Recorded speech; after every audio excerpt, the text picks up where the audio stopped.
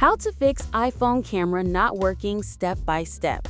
Is your iPhone camera stuck or not responding? Don't worry, we'll show you how to fix it fast. First, try restarting the camera app. Swipe up from the bottom of your screen to close it, then reopen it. Simple. Still no luck? Let's check your privacy settings. Go to Settings, then Privacy and Security, and tap on Camera. Make sure the apps you want to use have access.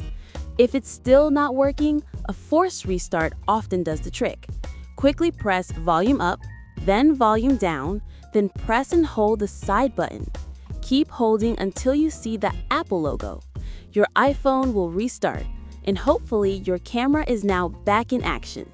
Found this helpful? Don't forget to subscribe to Learn Mode Lab for more quick tech tips.